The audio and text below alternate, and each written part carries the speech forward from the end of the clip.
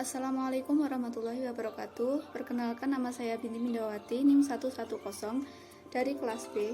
Di sini saya akan menjelaskan pemikiran Robert Mundell dalam pandangan ekonomi sisi penawaran atau supply side guna memenuhi tugas UAS mata kuliah Sejarah Pemikiran Ekonomi. Nah, sebelumnya saya bahas dulu apa sih aliran sisi penawaran itu. Nah, aliran sisi penawaran adalah salah satu aliran dalam sejarah pemikiran ekonomi yang muncul pada tahun 80-an. Nah, jadi aliran sisi penawaran ini muncul akibat kegagalan sebuah pemikiran ekonomi pada tahun 80-an. Kenapa terjadi kegagalan pemikiran ekonomi? Karena waktu itu terjadi resesi berupa inflasi yang sangat tinggi. Nah, inflasi ini disebabkan oleh harga minyak dunia yang sangat tinggi pada waktu itu. Nah, sedangkan aliran ini muncul karena pandangan Keynes dan monetaris yang dianggap tidak sesuai dengan permasalahan ekonomi yang terjadi pada tahun 80-an. Jadi, menurut pandangan Keynes ini, ketika terjadi resesi, mereka berpandangan bahwa ini diselesaikan dari sisi permintaan. Nah, ketika terjadi resesi, kemandekan pertumbuhan ekonomi, pemerintah memberikan subsidi kepada masyarakat agar permintaan suatu barang itu naik, sehingga ketika permintaan naik, daya beli masyarakat juga ikut naik, sehingga ketika daya beli masyarakat naik, maka akan ada pertumbuhan ekonomi dan supply yang mengikuti. Akan tetapi resesi di masa Keynes dan di masa tahun 80-an itu sangatlah berbeda. Resesi di masa Keynes itu harga-harga cenderung menurun. Makanya bagaimana pandangan Keynes ini berpendapat bahwa menyelesaikan permasalahan ekonomi berupa resesi ini dari sisi permintaannya.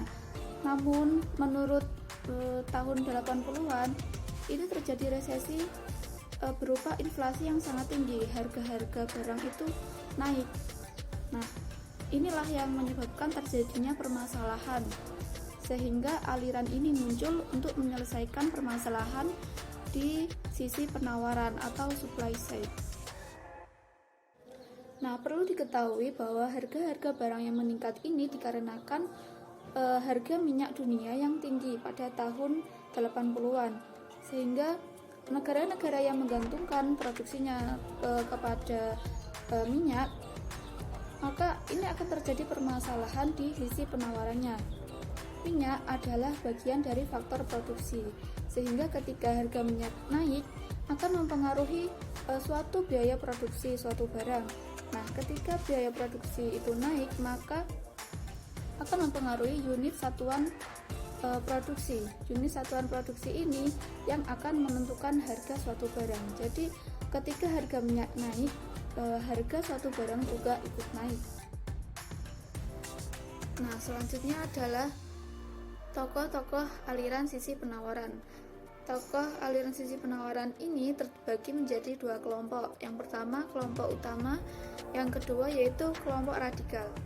Nah, dari kelompok utama ini diwakili oleh Martin Feldstein dan Michel Boskin. Dalam pemikirannya itu mengungkapkan bahwa perlunya insentif pajak dalam pertumbuhan ekonomi. Kita tahu bahwa ketika harga minyak naik, maka biaya produksi juga akan naik. Nah, bagaimana caranya agar suatu perekonomian ini tidak mengalami kemandekan pertumbuhan ekonomi? Maka pemerintah harus memberi insentif pajak agar biaya produksi juga ikut berkurang, sehingga dari sisi penawaran itu terus berjalan dalam membuat produksi suatu barang. Selanjutnya yaitu menganalisis dampak perubahan pajak terhadap penawaran tenaga kerja dan keamanan sosial. Nah, ketika pemerintah memberikan insentif pajak terhadap produsen, maka barang yang diproduksi akan meningkat karena pengurangan biaya produksi tadi. Nah, ketika produksi meningkat, maka akan terjadi penyerapan tenaga kerja sehingga pengangguran akan berkurang dan beban negara juga akan berkurang dan berdampak pula terhadap keamanan sosial. Selanjutnya yaitu dari kelompok radikal diwakili oleh Arthur Laver dan George Gilder. Dalam pemikirannya mengungkapkan bahwa pemotongan pajak berdampak positif terhadap tabungan, investasi, dan penawaran tenaga kerja. Nah, kita tahu bahwa pengurangan pajak ini tidak hanya mempengaruhi dari aspek realnya saja, tetapi juga berdampak pada tabungan, investasi, dan penawaran tenaga kerja. Nah, ketika pajak itu turun, maka para investor itu akan semakin bergairah untuk berinvestasi, sehingga terjadi penyerapan tenaga kerja dan mengurangi pengangguran. Lalu berdampak pada produktivitas kerja sehingga total penerimaan pajak meningkat. Nah, ketika produktivitas kerja itu meningkat, justru akan mempengaruhi total penerimaan pajak negara, sehingga produktivitas kerja itu tidak mengurangi penerimaan negara, justru malah menambah total penerimaan pajak negara. Lalu yang terakhir yaitu dapat meningkatkan pertumbuhan output dan mengurangi inflasi. Selanjutnya yaitu perbedaan Keynes dan supply side. Nah, di sisi Keynes ini mereka itu memiliki pemikiran yaitu melihat perekonomian dari sisi permintaan seperti yang telah saya sebutkan tadi. Lalu selanjutnya menekan fluktuasi ekonomi atau fine tuning, terus mengatasi inflasi melalui pengeluaran pemerintah.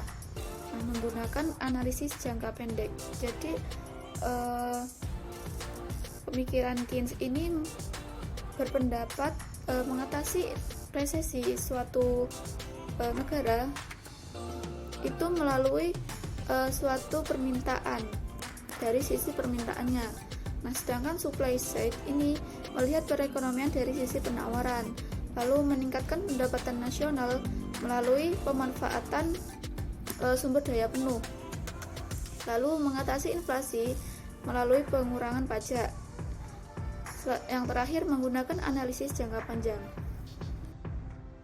Lalu selanjutnya yaitu persamaan monetaris dengan aliran supply side. Nah, jadi persamaan antara aliran sebelumnya yaitu monetaris dengan aliran supply side ini itu sama-sama menggunakan analisis jangka panjang.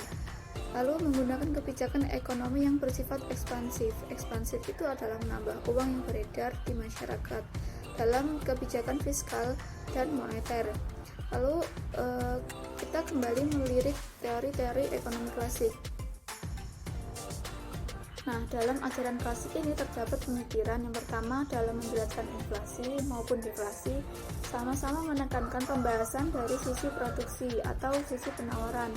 Nah, yang kedua dalam mengontrol inflasi menggunakan kurva penawaran agregat ke kanan.